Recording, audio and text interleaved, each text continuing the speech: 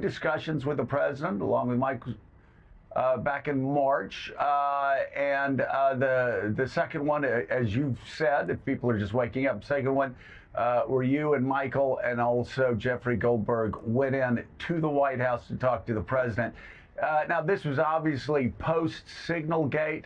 I'm curious, what did the president have to say about Pete Hegseth and whether his confidence had been shaken at all by the events of the last month? Sure, and I should just say it was two conversations and actually one late night, 1:28 a.m. butt dial from the president. But two times we spoke with him. And on Hegseth, it was interesting. We asked, right, this is the moment where Hegseth has rotated out his chief of staff. He's fired 3 top advisors. There's news reports of his wife, who is not a Defense Department official, joining him in official meetings.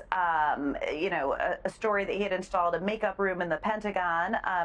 And what the president said was, look, I had to talk with him. It was I did it in a positive way, but I had to talk with him, and I think he's going to get his act together. All right, Pablo. Yeah, Joe and Ashley, I've been trying to find a through line through the poll numbers and also Ashley's reporting, and it seems to me that the thing the Democrats might want to point out is that America feels like the Cleveland Browns right now. There are a lot of the hallmarks of how an abysmal franchise operates. One of them is, of course, the win-loss record, which would be the economy. That obviously still to come, how bad those numbers can get. But the other hallmark of a dysfunctional franchise in any industry, of course, is how the number one guy doesn't want to take ownership for the decisions of the people that work directly for him.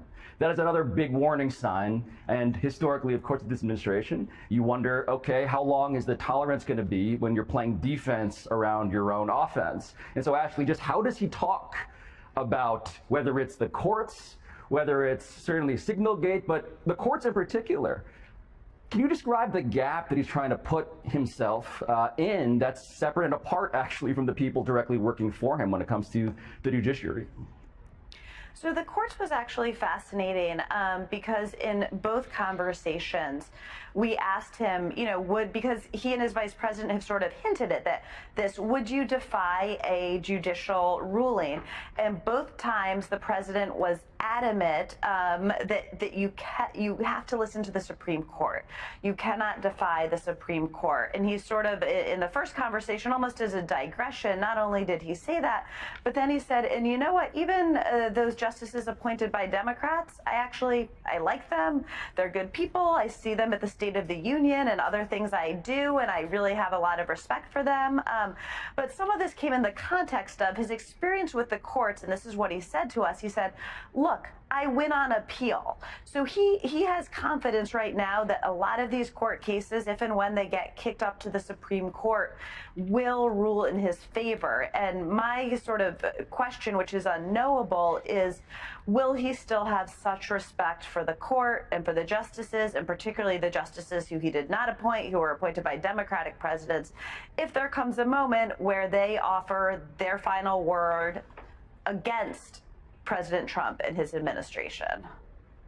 Right, but you say, Ashley, and he certainly said it inside the White House several times, that when asked, the president said that he would follow the ruling of the Supreme Court. Yeah, absolutely. He was very, very clear on that in 2 separate conversations, separated by about a month. So Jim Vandehei, I'm curious, what insights do you gain out of the president's interview with The Atlantic, sitting down with Ashley and Jeffrey and Michael, and some of the things that you've heard here? Again, there's what the president does as far as policy goes. There's what we've heard over the past couple weeks that the president may be adjusting a bit. I wonder, any indication on whether he's this may be the first of many sort of different tacks towards the media? I don't think the president really ever adjusts. Like, there's always these stories over 8 years that he's kind of shifting. he's always a man in full. Like, he is who he is. He's probably one of the least introspective people you're going to talk to. He's like, in his mind, a man of action.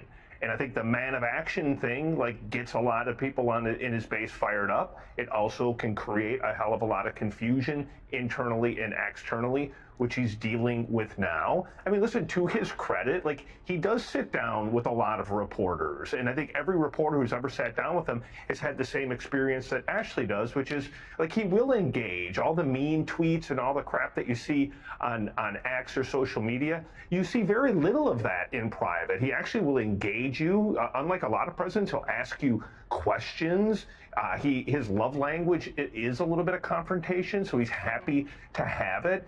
He really believes what he's doing. And I actually think the most interesting quote was that quote about Hegseth saying he better get his act together. For him even to admit that his act needs to get together is something he usually doesn't do. And he is aware that the Defense Department right now is a mess, and that is a problem for him. And that's ultimately when you lose a job around Trump. If you start to make him look bad and he can do it on his terms and doesn't feel like he's capitulating to the press, he'll make a move. And I think Hegseth is clearly on a clear warning that if you don't get your act together, you're out, which probably should be the way you do it if you're losing all of your staff and you have a lot of a controversy at what is kind of an important department. The Department of Defense kind of keeps us safe, and so you do want sane, smart leadership there. Important, yeah.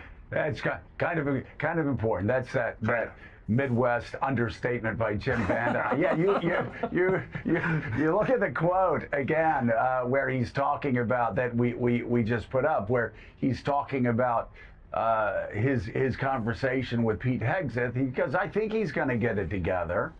I had a talk with him, a positive talk, but I had a talk with him. Yeah, you doesn't take a whole lot to read between the lines there. He expects him to get his act together, and soon. The Atlantic's Ashley Parker, thank you so much.